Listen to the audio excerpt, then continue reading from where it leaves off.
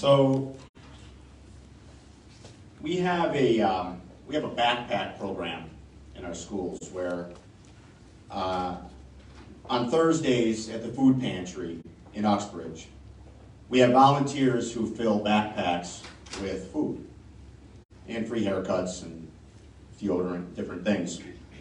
And the backpacks are waiting for our kids at the end of the day on Friday, so nobody knows what's in them. And they pick them up, they put them on their back, they get on the bus, they go to school, or they go home, they walk. Parents pick them up, whatever. And we gave out 30 last week, 30. Because our kids don't have food at home sometimes. And we try to do the backpacks the way that we do so that nobody knows what's in them. But the little kids don't know yet that it's a charity backpack, that it's something that they need to take home so that they can feed themselves or feed their family. And last week, one of our teachers who helps us with the project said that, when one of the 8-year-olds got the backpack, she opened it up and she looked and she said, "Oh my God, we got peanut butter." And naturally, some of the adults who were there were drawn to tears because some of our kids don't have peanut butter at home. And I heard the stat earlier that 1 in 5 children qualify for free lunch. But everybody in this room has 2 things in common. You were all children. My son's there, he still is. How you doing? And you've all been hungry. And your hunger was not an issue of socioeconomics. Or maybe it was. You may be hungry now. It's not a socioeconomic issue to be hungry. But hungry kids in school is a learning issue. I know Chairwoman Peisch is here, and it's important because it's not a socioeconomic issue. It is a learning issue in schools. You have to know that. The institution of education was set up a long time ago, right, to hundreds of years of teaching kids. And we've gotten better as time goes on, in some ways, but in some ways we haven't. For those of you who are parents, you've got a lot of hands in your pocket, don't you? One of them is your school system. Why? Well, you need school clothes. You need sports equipment. You need money for field trips. You need money for a trumpet or a tuba. You need money for a prom dress. You need money for school supplies. You need money for food. We have a concept in education, especially for those of us in special ed.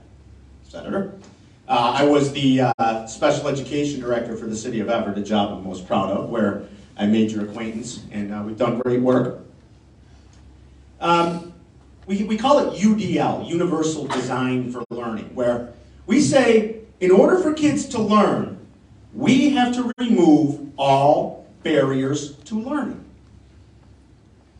So we put in ramps, and we make it so that a student who can't see can see the stairway.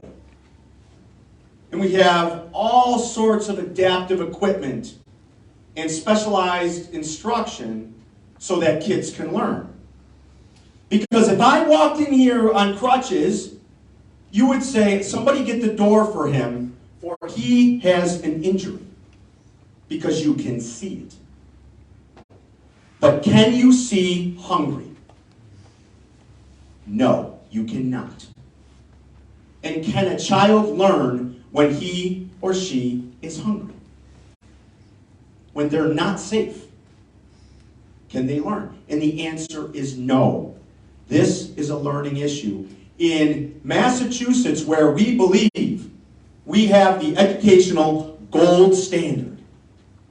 And you can look at all sorts of different, scatter plots of how Massachusetts kids perform. And they do. They perform better in Lexington than they do in Holyoke. And all across the nation, the scores differ by zip code. And where kids are more hungry, they don't score as well. And where kids are not, they do. But is it possible for a kid to live in a high-income community and be hungry? Yup. Can they miss breakfast? Yup. Can they not have money for lunch? Yup. Can they not have the personal fortitude to walk up to their food nutrition director and say, I'm hungry? And they sit there quietly, hungry, and not learning. Kids need food to learn. It's a barrier. It happens to any kid on any day. And Massachusetts has the ability to continue what we have already done twice. It's very easy to do what you've already done before and not asking for something new, asking for a continuation of us in our schools being able to feed our kids. Now, I've worked in the inner city and I work in Uxbridge now. And Uxbridge is a wonderful community. See the smile? But we have hungry kids too. And there's hungry kids in Wellesley. There's hungry kids in Concord. There's hungry kids everywhere. And then you go and you look back at the formula, right? There's this formula where you say, oh, you fill out your application. That's all you got to do is you fill out your application, you submit it, you can get free lunch, you can get reduced lunch. All you got to do is fill it out. Now, some people don't fill it out because of pride. Some parents will work 2 or 3 jobs because of pride. And then if you fill out the application, you do all your paperwork right, and if you're accepted, you might get reduced price lunch instead of free lunch, which means that you could get your lunch for 40 cents instead of the money that it costs to get, right? So we're saying that all you can afford is 40 cents a day for lunch, and you're not struggling, and you can afford to pay for the prom dress or the athletic fee to participate in an after-school activity to put on your application to college. But if you can't afford the user fee and there's no help for you, you can't participate, and we weaken your application to college. Now in Uxbridge, we've abolished user fees so our kids can participate and put those things on their applications to college, which is really, really important. We have this saying in schools. It's called Maslow before Bloom. There was a guy named Maslow who made this hierarchy of needs, and it starts with food and shelter and water. It goes all the way up to love and respect and lots of different things. And then there's this other guy named Bloom who made this taxonomy that said that kids need to first remember, and then they need to understand, and then they need to apply and analyze and evaluate, right? So one of them is a basic human needs scale, and the other one is a learning scale, right?